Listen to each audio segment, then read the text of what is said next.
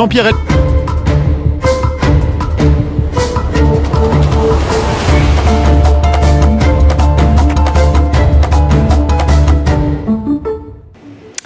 Et tout de suite, on rejoint un autre invité, Jean-Luc Mélenchon. Bonsoir, candidat de la France Insoumise. Merci d'être mon invité en duplex depuis le Parlement européen de Strasbourg.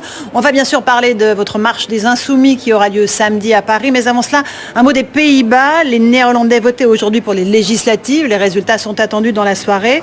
Est-ce que vous redoutez un scénario qui verrait l'arrivée en tête du leader du parti d'extrême droite, Geert Wilders, préfigurant un score très haut du Front National chez nous dans les prochaines semaines ? Ah, ça fait deux questions en une. Mais oui, il y aura un score fort de l'extrême droite dans les Pays-Bas. Pas le premier, à ce qu'on me dit, mais peu importe, après tout, c'est déjà trop que la position qu'il occupe. Je ne suis pas vraiment surpris parce que les Pays-Bas ont connu une situation assez comparable à la nôtre, c'est-à-dire ils ont voté non en 2005 et leurs dirigeants en ont conclu que c'était oui. Puis plus récemment, ils ont voté contre l'accord avec l'Ukraine et les dirigeants ont signé à l'Europe que finalement, si, ils signeraient quand même l'accord. Donc à deux reprises, le vote populaire a été violé. Pour terminer le tableau, depuis 2012, c'est un gouvernement de grande coalition entre le PS et la droite. Donc on peut dire que tous les ingrédients sont réunis pour faire avancer l'extrême droite. Au fond, c'est un peu une situation comparable à celle de la France, de ce point de vue-là.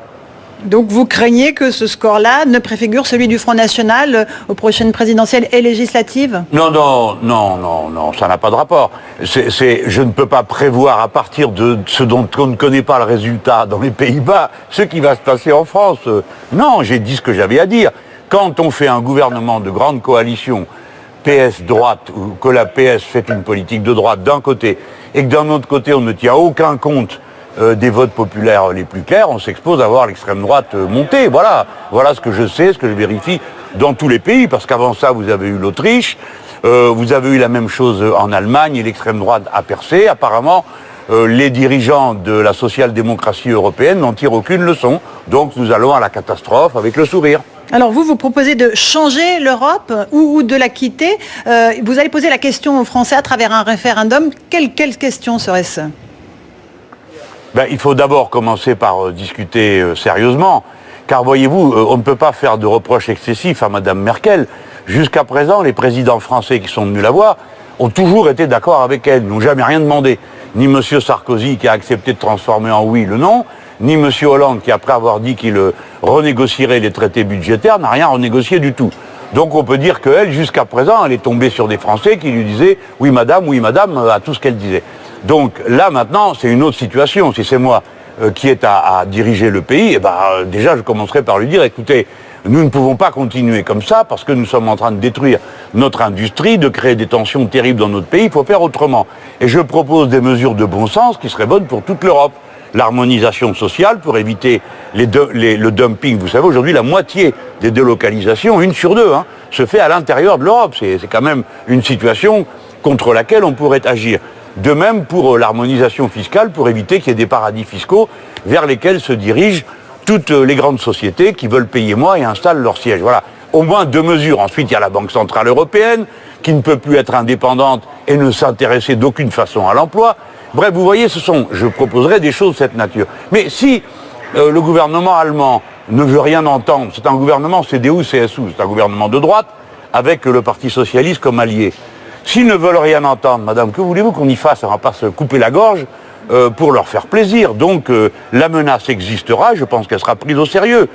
Que nous partions. Partir pour quoi faire ? Faire précisément tout ce que je viens de dire avec ceux qui veulent le faire. Je suis persuadé que les Italiens, les Espagnols, les Portugais, y trouveraient leur compte. Emmanuel Macron, justement, est demain à Berlin pour rencontrer la chancelière Angela Merkel. Qu'est-ce qu'il va chercher auprès d'elle, à votre avis ? Un adoubement ? J'ai l'impression, c'est assez triste parce que, nous avons une relation avec les Allemands qui est une relation prioritaire, pour toutes les raisons que vous connaissez et que tout le monde connaît en France. Donc il faut faire attention l'un à l'autre. Mais il faut éviter d'aller se faire adouber chez le voisin, surtout quand on a un gros dossier comme celui qu'on a à mettre sur la table. Mais je ne suis pas vraiment surpris parce que M. Macron a un programme dont il a été fait la preuve que c'est jusqu'au mot près les recommandations de la Commission. Et la Commission fait les recommandations que le gouvernement allemand estime bonnes pour lui-même et donc pour le reste de l'Europe. Donc oui, je crois que vous avez raison, il va chercher à se faire adouber par Mme Merkel. Voilà une chose qui ne me viendrait pas à l'esprit, voyez-vous. Vous n'irez pas demander à la rencontrer, elle est d'accord pour rencontrer tous les candidats à l'exception de Marine Le Pen? Eh bien, écoutez, je ne solliciterai pas de la rencontrer avant. Je rencontre mon ami Oscar Lafontaine et voilà qui me suffit. Parfait. Je ne crois pas que ça soit bon dans l'élection française d'aller chercher à l'étranger je ne sais quel sourire ou faveur. Voyez-vous, les Français peuvent bien décider tout seuls. La marche des Insoumis, alors elle aura lieu samedi à Paris. Quel message vont porter ces marcheurs qui n'ont évidemment rien à voir avec les marcheurs d'Emmanuel Macron, Jean-Luc Mélenchon? Ce sont des gens qui vont entreprendre une marche de la Bastille à la République, vous voyez le symbole. La Bastille est le haut lieu de l'abolition des privilèges de l'Ancien Régime, et notamment de la monarchie. Donc nous marchons contre la monarchie présidentielle, dans ce qu'elle a de plus dangereux que tout le monde voit éclater sous les yeux aujourd'hui. C'est la collusion de la caste, de ce modèle pyramidal, et de l'argent, qui donne des résultats calamiteux pour la démocratie française. Et nous marchons vers la République, car nous sommes des gens pacifiques, qui voulons sortir de la crise de la France par le haut, en changeant les institutions, en passant de la 5e à la 6e République, par la convocation d'une assemblée constituante. Alors, en 2012, déjà, il y avait eu une grosse marche sur ce thème, et je fais en sorte qu'il reste dans l'actualité, de sorte que les gens sachent que, en votant pour moi, ils votent pour cette 6e République et pour la convocation de cette assemblée constituante. Je crois qu'en ce moment, les esprits sont mûrs. Les gens comprennent que derrière les problèmes que certaines personnes posent par leur pratique personnelle, il y a un problème plus ample, plus profond du système même de nos institutions, de son caractère pyramidal, de sa collusion avec les puissances d'argent. Et justement, la pierre angulaire de cette 6e République, ce serait vraiment une loi de séparation de la République et de l'argent. Concrètement, comment est-ce que vous la mettez en place ? Bon, ça veut dire pour l'essentiel, d'abord que les gens qui constitueront cette assemblée constituante n'auront jamais été élus auparavant. Pas que je me méfie des anciens élus, j'en suis un moi-même, mais parce qu'il ne faut pas avoir de mécanismes qui reproduisent les anciennes habitudes. La séparation de la loi de l'argent et de la vie de la République, ça touche plein de domaines. D'abord, il faut donner au peuple le pouvoir, lorsque lui-même s'aperçoit qu'il y a quelque chose qui ne tourne pas rond, de révoquer un élu. Donc pour ça, on aurait un mécanisme qui fonctionne dans 2 États des États-Unis et 2 ou 3 d'Amérique latine, qui a un pouvoir de révocation par référendum d'un élu, quel qu'il soit, le président de la République, comme le conseiller général du coin, si le nombre suffisant de gens le demande. Donc déjà, c'est une grande garantie qui oblige chaque élu à se tenir bien, à tenir compte du fait qu'à tout moment, on peut lui dire au revoir, tu peux rentrer à la maison. Ensuite, il y a toute une série de dispositions qui vont être protectrices des libertés individuelles et des libertés des travailleurs. Car, assez curieusement, dans notre pays, toutes sortes de libertés sont protégées, mais les droits des travailleurs dans leur entreprise, non. Ils ne sont pas considérés comme des droits naturels, fondamentaux. En particulier, celui, par exemple, quand une entreprise est vendue, pour les travailleurs, d'être prioritaire dans le droit à la racheter. Ou, par exemple, que les salariés aient droit, de manière automatique, à avoir un emploi dans le pays, alors que la Constitution dit que tout le monde a non seulement le droit, mais le devoir de travailler. Donc je propose de généraliser la formule qui a été adoptée par une loi votée à l'unanimité au Parlement, on l'appelle une loi ATD Carmonde, parce que c'est eux qui ont inventé cette idée, d'un employeur en dernier ressort. Ça veut dire que si vous n'avez plus d'emploi et que vous êtes un chômeur de longue durée, alors il y a des coopératives qui vous embauchent et vous mettent à disposition pour accomplir certains travaux que vous avez envie de faire et qui correspondent à un besoin non solvable. Excusez-moi si je vous débite tout ça à toute vitesse, mais j'essaye d'être aussi concret que possible dans ma réponse. Jean-Luc Mélenchon, est-ce que vous avez hâte justement d'être au débat de lundi soir qui sera organisé sur une grande chaîne de télévision justement pour aller dans le fond, pour aller dans le programme et est-ce que vous pensez avoir des discussions avec vos concurrents sur le thème des affaires? 3 d'entre eux en tout cas sont visés par des affaires. Ouais. Bon, je pense pas que ça sera un sujet fabuleux pour les Français qui en ont un peu quand même beaucoup soupé. Et nous-mêmes, on a eu un peu à en souffrir. Mais cependant, certaines d'entre elles, oui, posent problème. Je veux dire, au-delà des relations personnelles de tel ou tel candidat avec sa famille, ses voisins, ses cousins et que sais-je encore, le cas de M. Fillon, conseiller d'entreprise, d'assurance et ramassant 200 000 € pour ses conseils, pardon de dire que là, pour le coup, c'est un problème qui concerne la République. Comme les cadeaux aux élus, c'est un problème qui concerne la morale, la vertu républicaine qui n'est plus respectée. Mais vous savez, le débat, on appelle débat une chose assez curieuse. On est là à 5, bon c'est bien, on est content, hein, et on a 1 minute et demie par thème, et il y en a 15. Qu'est-ce que vous voulez débattre dans des conditions pareilles? Ça n'existe pas.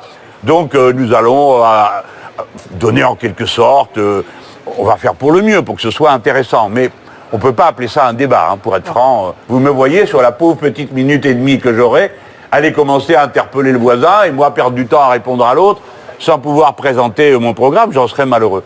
Mais enfin bon, c'est toujours ça de prix. Et votre ennemi numéro 1, ce sera Marine Le Pen ce soir-là. Est-ce qu'il y aura une alliance objective entre vous et Benoît Hamon pour la contrer? Il y aura, face à elle, Hamon et moi, nous serons comme les 2 doigts de la main. Ça, il n'y a pas le moindre doute. Puis pas que lui d'ailleurs, hein. Je pense que les autres vont quand même essayer de faire quelque chose. Mais pourquoi? C'est pas parce que sa personne ou son parti. Bien sûr, nous sommes en concurrence. Si c'est ça, c'est la vie, c'est une élection. Mais Mme Le Pen pose un problème fondamental à la nation française. C'est que sa politique n'est pas une politique républicaine. Elle ne permet pas à tous les Français de vivre ensemble, puisqu'elle prétend trier les gens d'après toutes sortes de critères et ne pas reconnaître l'égalité fondamentale et absolue de toute personne vivant sous les lois de la République. C'est ça qui est le problème avec elle. C'est pourquoi elle est tout à fait à part des autres, puisque elle, c'est en gros, il y a 3 familles, alors elle, c'est ma tribu d'abord, hein, ceux qui ont la bonne couleur, la bonne religion et le reste. Et puis vous avez ensuite M. Macron qui va dire c'est chacun pour soi, et puis l'argent pour tous. Et puis vous avez les gens qui sont dans une logique plus collective.